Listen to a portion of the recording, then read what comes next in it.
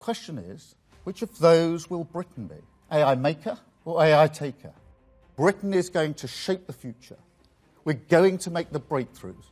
Number one mission of this government is economic growth. This is the global race of our lives.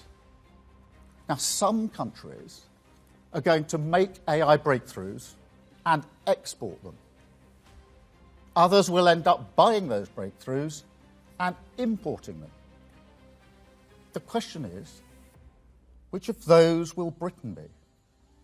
AI maker or AI taker?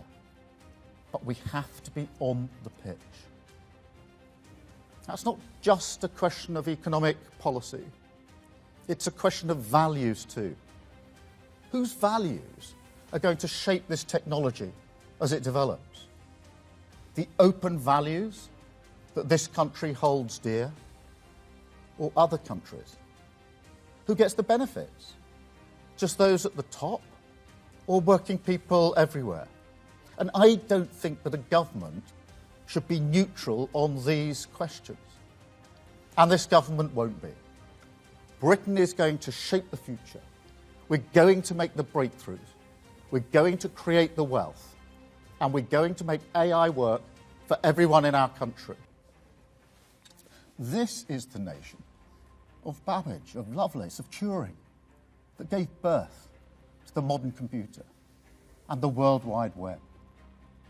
So mark my words, Britain will be one of the great AI superpowers. Now, that's not some sort of boosterism or wishful thinking. This can be done, and it will be done. You're saying today full steam ahead. I wonder what you would say directly to those who were worried, who were perhaps worried about their data, worried about their jobs, worried about computers taking a decision that perhaps a human being should. And on the broader question of the economy, the country is in a hole economically. Bluntly, the government looks to be in a hole economically. How much and how soon a difference can AI realistically make here? Are we looking increasingly inevitably at further government spending cuts? Yeah, Thank you. Thank you very much, Chris. I think we have to look at this through the lens of opportunity. So when it comes to jobs, the question isn't the loss of jobs, it's the changing jobs.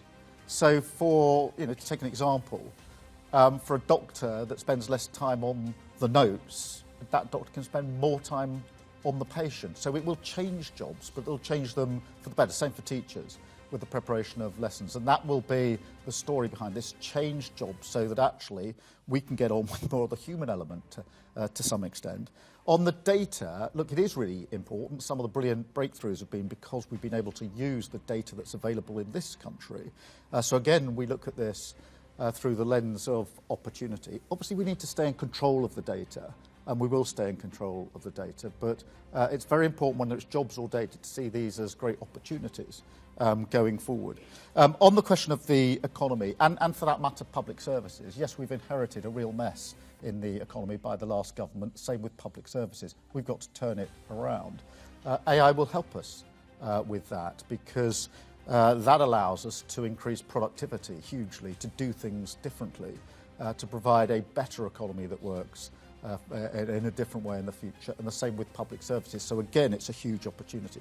I would argue that we would do it in any event, whatever the state of the economy and public services, because it's obviously the right direction to go in, but it's doubly necessary because of the mess we've inherited from the last government. So we will use it to turn around the economy, use it to turn around our public services. Thank you very much, Chris. One mission of this government is economic growth, and that was run through the budget.